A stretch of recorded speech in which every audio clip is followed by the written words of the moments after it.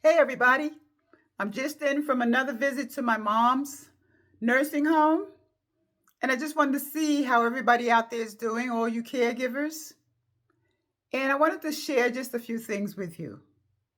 For those of you that don't know, I am a caregiver, a non medical caregiver for my mom. And I have done that for quite some time, at least 20 years. And so I just wanted to share a few quick things with you because so many of us that are caregivers have so many concerns, and a lot of times we forget about ourselves in the process of caring. And I always want to remind you that you should first take care of yourself and then you can take care of others. I always want to remind you of that. I was in a situation, for those that don't know, and I guess a lot of you do know, when you're a caregiver, in most instances, it starts out very, very simple and things escalate, sometimes slowly and then sometimes very quickly. And I was in one of those situations. My mom used to live in her own apartment, and every now and then she would call and ask if she could get me to take her to, let's say, the doctor. No, let's start back. First, it was, could you please take me to the supermarket? Sure, I'll take you to the supermarket. And I'll do that every other week or every week, whatever she needed. It was not a big deal. It was a little inconvenient sometimes because I do have a life, but that's my mom, and I'm going to make a way as best I can, whatever she needs, anytime she needs it. That's how it started, guys. So we went from supermarket to, next thing you know, it's time to go see the doctor. And oh, by the way, I had to take her car keys away. You got to know, as a caregiver, when to hold and when to fold. My mom's driving pattern was just off the rails. And when I tell you what, she would run into sidewalks and curbs and tell me that they were in the way. That's a key for you to know. If a sidewalk is in your way, you don't need to drive anymore. So I took the keys immediately from her. And that was early on, maybe about, I want to say about 6 years ago. I had to take her keys away. And so, of course, now your independence is less than what you're used to. And I get it. I'm thinking, I'm not where she is right now. But let's say she's 96 right now. So that I took her keys away when she was about 89 or 90, something along those lines. And so, therefore, now you have you as a person in that situation has to readjust. And I'm sure she was a little annoyed, as she was at the beginning. She was very annoyed. Who am I to tell her? I'm her daughter. So, the roles are different.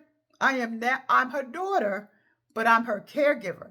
So all kinds of things change when you take on a different role on both sides. Okay. So that was number one.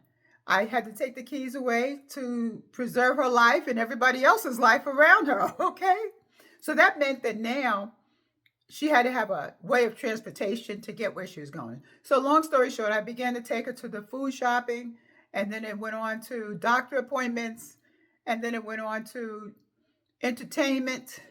You know, take me to the mall, take me here, there, and everywhere. Next thing you know, the doctor appointments had increased exponentially, unbelievably. I mean, I had been documenting everything I'm doing with my mom, which I recommend for everybody, especially if you're the only caregiver, one on one, because as time went on, I began to realize there are certain things that are happening between my mom and myself, including combativeness, that if I didn't document it, people would think, "Oh, are you sure it's your mother that's having the situation, or is it you?"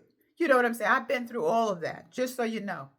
So, but anyway, the bottom line was I was thinking about a whole lot of stuff. I wrote down a whole lot of notes. And the one thing I have to share with you is I wrote this and I just came across it today. Unless you're Benjamin Buttons, and you read it when you get a chance or watch the movie, uh, We will all go through the aging process, and some will go through it well, and some will not.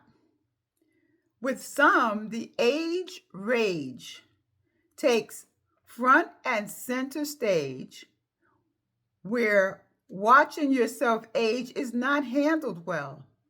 I know a lot of people in that category. After all the creams and the hair dyes and the additions and substitutions take place, the aging process seems to have sped up and you can no longer keep up. Case in point, look at my gray hair. I am used to it. I am embracing where I am on the way to where I'm going. Because after a while, all the dyes and all the perms and all that extra stuff was not working for me. I was paying out of the gazoo trying to keep up. Before I got out of the salon, my hair was white again. You know what I mean? Before I could get home, one sweat from me and my hair was puffed up again. So what am I doing? I was like, you know what? Stop.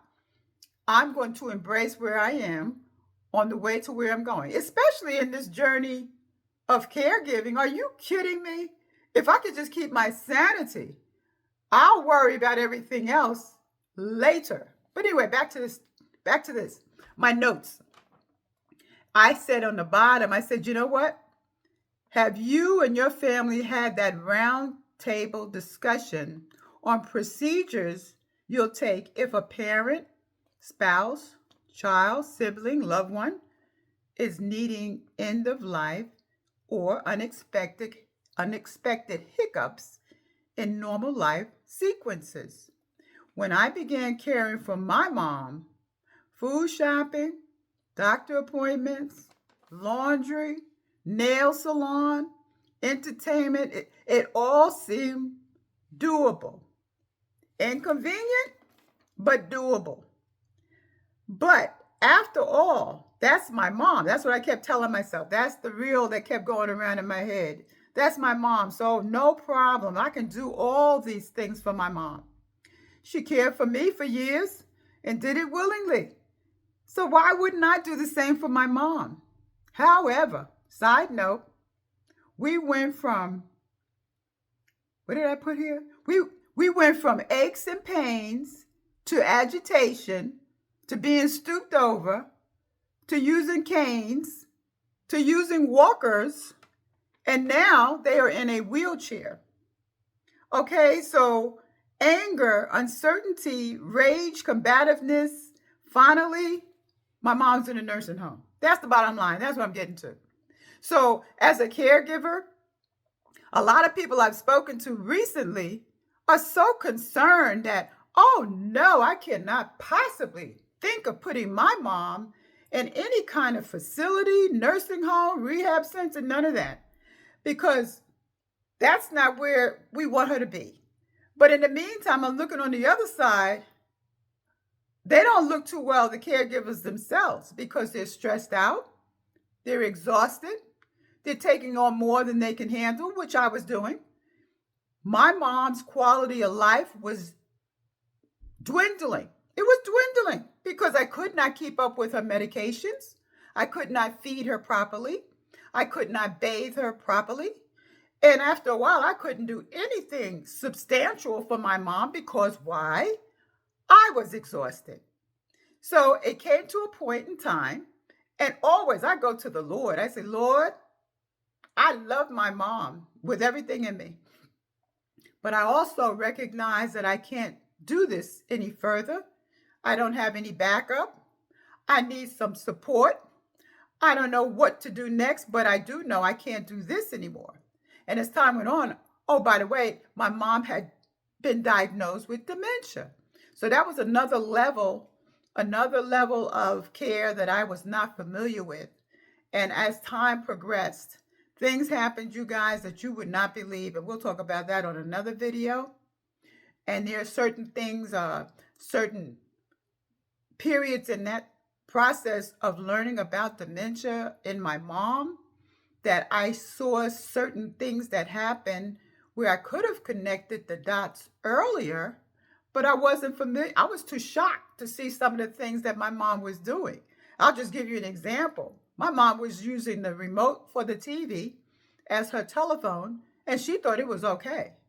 My mom was trying to work the microwave oven.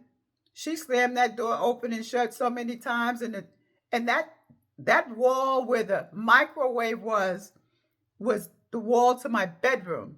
So at 4 o'clock in the morning, when I heard that slam bang, slam bang, slam bang over and over again repeatedly, maybe my mom is in the kitchen trying to get this thing to work, this microwave. But bottom line was anything that had to do with technology, my mom all of a sudden had no clue of how to operate anything. And like I said, we'll go into that because these are different signs and you should be able to know. I want to share it with you guys out there because these are certain things, these are certain mile markers that you could see. Something is definitely changing in your loved one and it's yelling and screaming at you, but you don't really get it because you're in the middle of it. You know, as a caregiver, you're in the middle of care. You don't know what you don't know until you are in it.